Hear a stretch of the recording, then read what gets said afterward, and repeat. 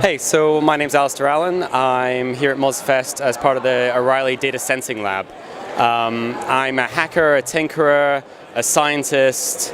I have a startup, I have a consulting business. I wear a whole bunch of hats.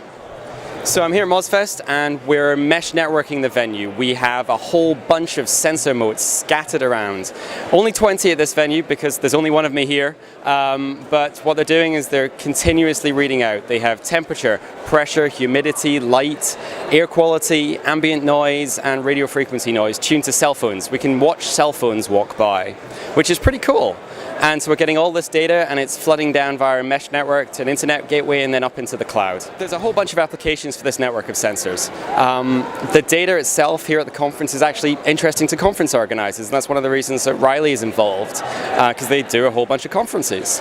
And you get really cool data, like you can watch the temperature in the keynote room rise after you push 1,000 people into a room.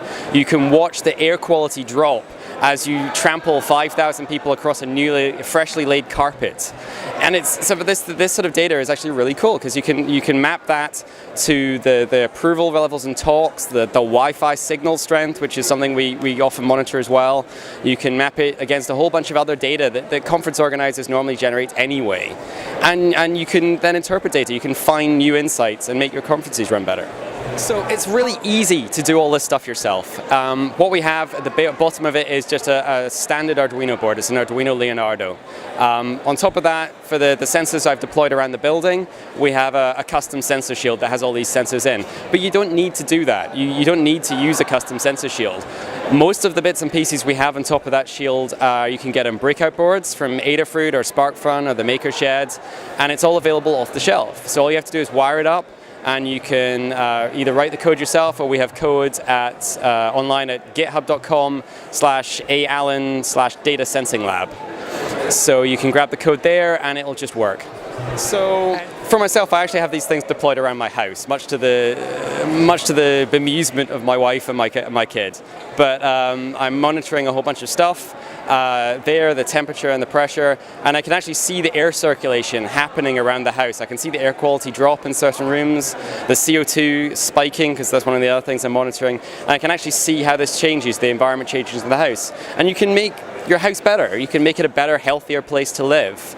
If the CO2 spikes in a certain room, say in the bedroom overnight, you can use a fan to drive the CO2. You can circulate the air and make it better, and you feel healthier in the morning. So as I said, I wear a whole bunch of hats, and one of the hats I wear is I'm a co-founder in a new startup. We're basically going to fix the Internet of Things. It's called the Thing System, thethingsystem.com.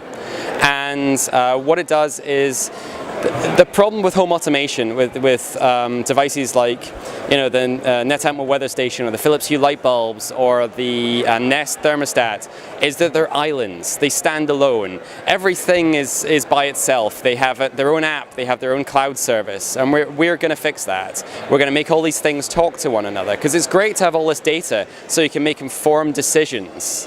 So you can have all this data I was talking about that you can make informed decisions, but it's you that has to make the decision. It's hard enough to change the batteries in all of these things. You don't want to have to be weighed down with making decisions as well. So our system basically builds on this, makes the things talk to one another so that they can actually do things for you behind your back and make the Internet of Things anticipatory rather than responsive.